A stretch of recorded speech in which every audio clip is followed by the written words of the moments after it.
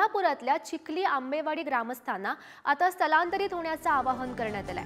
स्थलांतरित न झाल्यास फौजदारी गुन्हे दाखल होणार असं सांगण्यात आलंय।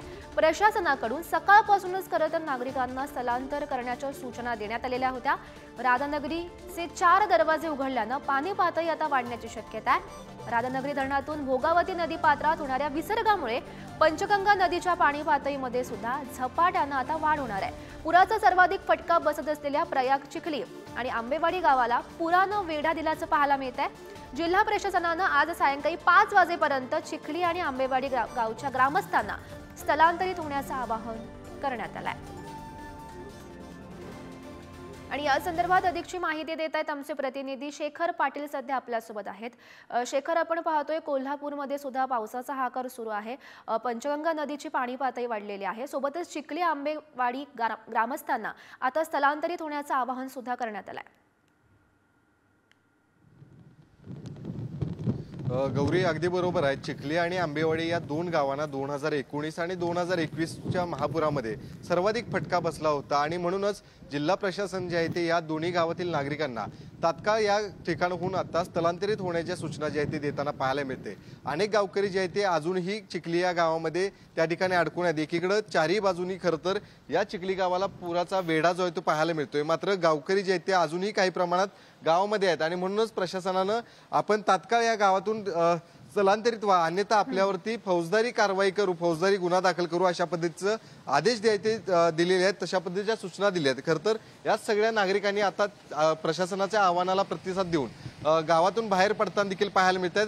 गावकरी देखील आता मोठ्या प्रमाणात अशा पद्धतीनं एका गाड्यांमधून सगळ्याच गावकऱ्यांना बाहेर काढताना पाहायला मिळतात। आपल्याला माहित आहे की चिखली हे गाव खरं तर चारही बाजूनं महापुरानं वेढलं जातं आणि या वर्षी सुद्धा हा मुख्य रस्ता आपण पाहतोय चिखली गावाला जाणारा, त्या रस्त्यावर देखील पाणी यायला सुरुवात झालेली आहे। जवळपास 1.5 फूट पाणी या चिखली गावाच्या मुख्य मार्गावरती आहे आणि म्हणूनच या गावातील नागरिकांना बाहेर पडण्याच्या सूचना दिल्या आहेत। स्वतः दिवंगत आमदार PN पाटील यांचे चिरंजीव देखील राहुल पाटील आले, त्यांनी देखील ग्रामस्थांशी संवाद साधलाय। खरं तर प्रशासनाच्या आव्हानाला प्रतिसाद देऊन आता बाहेर पडायला लागलेत। आपण देखील काय आव्हान नेमकं करतोय नागरिकांना?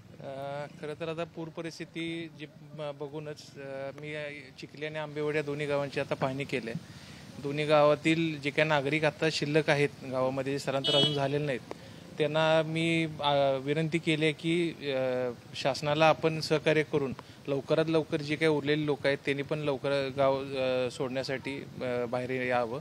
आणि सकाळीच जसं आपल्याला माहिती मिळालेली आहे त्या माहितीनुसार अजून राधानगरीचे आता दरवाजे उघडल्यामुळे पाण्याचा प्रवाह अजून वाढून पाण्याची उंचीही वाढणार आहे। त्यामुळे गावांचा संपर्क तुटण्याच्या आधी लवकरात लवकर सगळ्यांनी स्थलांतर होण्यासाठी विनंती केली। नक्कीच। खरं तर गौरी, आपण बघितलं तर लोकप्रतिनिधी देखील या गावामध्ये जाऊन अनेकांना आवाहन करतायत, नागरिक देखील त्यांच्या आता आव्हानाला प्रतिसाद देत आहेत, कारण चारही बाजूनी या गावाला आता महापुराचा वेढा जो आहे तो पडलेला पाहायला मिळतोय।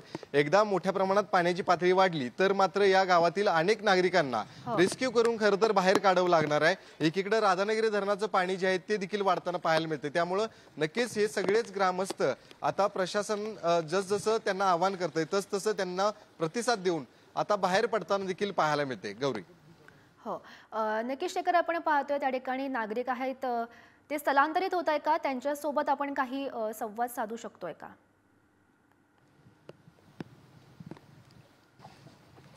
गौरी, नक्कीच अजून काही नागरिक देखील आपल्या या ठिकाणी आहेत जे स्वतःहून आता स्थलांतरित करतायत, त्यांच्याशी देखील आपण बातचीत सुरुवातीला करूया। मात्र ही गाडी दाखवतो ज्या गाडीमधून खरं तर पाण्याचा प्रवाह मोठ्या प्रमाणात आहे आणि त्यामुळेच अशा पद्धतीनं 4 चाकी वाहनातून अनेकांना बाहेर देखील काढलं जाते। आपण गाडीमध्ये देखील पाहू शकताय काही लहान मुलं आहेत, तरुण मुलं आहेत, त्यांना देखील जे गावकरी आहेत ते बाहेर काढताना पाहायला मिळतात। काय सांगाल, किती लोक अजूनही त्या ठिकाणी आहेत? प्रशासनानं आवाहन केलेलं आहे, गुन्हे देखील दाखल करू अशा पद्धतीचा आदेश आता त्या ठिकाणी दिला जातोय, कशा पद्धतीने त्यांना सहकार्य करतात?